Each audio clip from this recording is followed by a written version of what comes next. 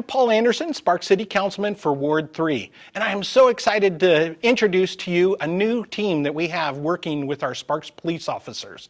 It's the Mobile Outreach Safety Team, or you probably are more familiar with M.O.S.T.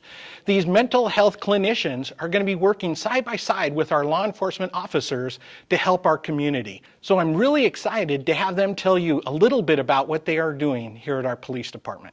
So as a M.O.S.T clinician, we are responsible for assisting with crisis in the community, and those crises really vary. They're not just a suicidal call or someone in a psychotic episode, and so I think we really assist our officers handle these situations, as well as the community gaining access to the resources that we have.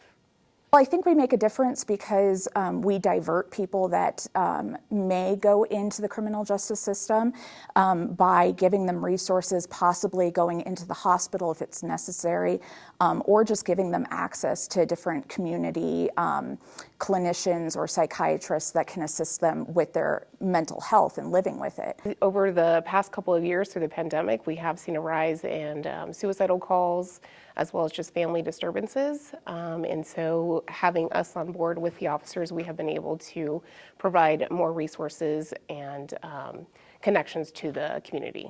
I like being one of the first responders to mental health crises and be able to quickly establish a rapport with somebody and show them that there's support and there are people that care about them. But I also feel it's important to assist the police and the officers that are on the road every day and help show them in a different light, so people don't think that they're just there to arrest people and haul them off to jail, that they also care. I've been amazed over the years at how few people know what we actually offer in our community as far as inpatient level of care or outpatient therapist or rehabs. And so just being that source of support and allowing people to see that there really is help out there. Recently, I went out with an officer and there was a call of a young man who was very agitated. He didn't want to talk to us at first, definitely didn't want to talk to the officers, but with talking to him for several minutes, using de-escalation techniques, he was able to calm down, and I could give him resources to follow up with therapists in the community. So it actually turned out to be a really nice interaction with him, even though it started with a lot of animosity.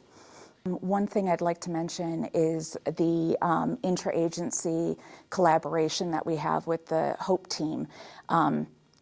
A lot of our homeless population, they find a lot of comfort and support through the HOPE team, and a lot of those homeless people also live with mental illnesses. So we are building off the success that HOPE has found in this community, dealing with that population and working with them to assist them in their collaboration and support of the homeless population.